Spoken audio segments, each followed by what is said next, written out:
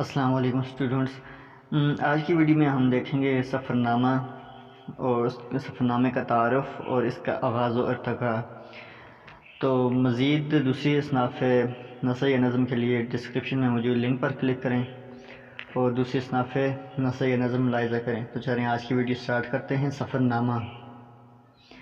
سفر انسانی زندگی کا ایک لازمی جز ہے۔ عربی کی مثل مشہور ہے کہ السفر وسیلۃ الظفر، یعنی سفر کامیابی کا وسیلہ ہے۔ یہ بھی کہا جاتا ہے کہ سفر کامیابی کی کنجی ہے، اور حقیقت بھی یہی ہے کہ دنیا میں فقط وہی قومیں فتح و ظفرمندی سے امکنار ہوئیں جنہوں نے یہ شوق اور بارضا و رغبت سفر اختیار کیے۔ سفر ایسی چیز ہے جس میں اگر ناکامی حاصل ہو تو بھی کوئی نہ کوئی دلچسپ فائدہ ضرور آ سکتا ہے۔ قرآن مجید میں آیا ہے، سیروا فی الارض، یعنی زمین کی سیر کرو، چنانچہ جب تک فرمان الہی کے بامحجب مسلمان سفر اختیار کرنے میں پیش پیش رہے وہ ہر جگہ کامیاب اور بامراد ہوئے، اور جب انہوں نے اس معاملے میں پست ہمتی دکھائی تو وہ پسماندہ ہو گئے۔ انگریزوں کے بارے میں کہا جاتا ہے کہ ایک زمانہ تھا جب ان کی سلطنت میں سورج غروب نہیں ہوتا تھا۔ ان کو یہ مقام و مرتبہ اس لیے ملا تھا کہ انہوں نے اپنی سرزمین سے نکل کر 4 رنگ عالم میں سفر اختیار کیے تھے اور اپنے قدم جما لیے تھے۔ آج بھی امریکہ کیا، آسٹریلیا کیا، کینیڈا کیا، نیوزی لینڈ کیا، ان ملکوں پر انگریزوں کی نسلیں ہی حکمران ہیں۔ سفر نامہ ایک قدیم مگر دلچسپ صنف ادب ہے، کیونکہ جب سفر کیا گیا تو دوسروں تک معلومات پہنچنے کی غرض سے سفر و حضر کو روداد لکھنے کی بھی ضرورت محسوس ہوئی۔ سفر نامہ شہروں اور ملکوں پھرنے کا نام نہیں، بلکہ ادبی نقطہ نظر سے کامیاب سفر نامہ وہ ہوتا ہے جس میں مصنف اپنے ذاتی مشاہدات کے ساتھ ساتھ ان تاثرات کو بھی بیان کرے جو سفر کے دوران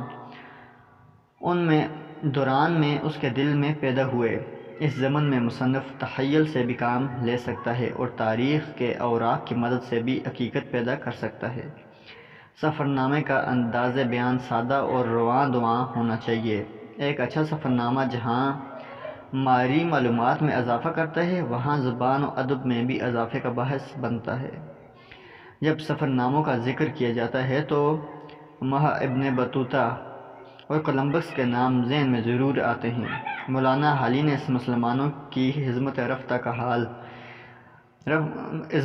کا حال بیان کرتے ہوئے ایک جگہ کہا ہے، صحت میں مشہور دنیا ہوئے وہ، تو ان کا اشارہ ابن بطوطہ کی طرف ہے، اور علامہ اقبال نے جو باری تعالیٰ کی طرف سے مسلمانوں کو مخاطب ہو کر کہا ہے، ڈھونڈنے والوں کو دنیا بھی نہیں دیتے ہیں، ان کا اشارہ کولمبس کی طرف ہے۔ اردو کے قدیم سفر ناموں میں یوسف خان کمبل پوش کا سفر نامہ، عجائبات فرنگ 1847، مولانا شبلی نعمانی کا سفر نامہ، یہ یوسف کمل پوش یہ پہلا سفر نامہ نگار ہیں، اور ان کے جو سفر نامہ عجائبات فرنگ ہے جو 1847 میں لکھی گئی، تو پہلا سفر نامہ یہ ہے۔ تو اس کے بعد مولانا شبلی نعمانی کا سفر نامہ روم و مصر و شام، سر عبدالقادر کا نقش فرنگ اور محمود نظامی کا نظرنامہ عام ہیں۔ ان کے علاوہ دنیا بھر کے رنگ کے سفروں کے آلات کے بارے میں بیگم اختر ریاض الدین کے 2 سفر نامے، 7 سمندر پار اور دنک پر قدم، ندرت بیان اور دلکش اسلوب کی بنا پر بہت دلچسپ ہیں۔ خواجہ حسن نظامی کا سفر نامہ، اعجاز و مصر و شام، حکیم سعید کا ماوراء البحار اور ممتاز مفتی کا لبیک کے علاوہ ابن انشا کے سفر نامے، چلتے ہو تو چین کو چلیے، ابن بطوطہ کے تحقق میں، اور دنیا گول ہے سفر ناموں میں گرہ قدر اضافہ ہے۔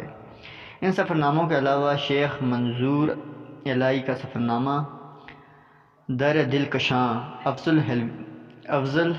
افضل حلبی کا سفر نامہ، دیکھ لیا ایران، جمیل الدین حالی کے 2 سفر نامے، دنیا میرے آگے اور تماشا میرے آگے، عطا الحق قاسمی کا شوق آوارگی، مستنصر حسین طارق کے سفر نامے، نکلے تیری تلاش میں اور اندلس میں اجنبی۔ اور طارق محمود مرزا کا چند یورپی ممالک کے سفر کے آلات پر مبنی دلچسپ سفرنامہ خوشبو کا سفر بھی خاصے کی چیزیں ہیں۔ شکریہ۔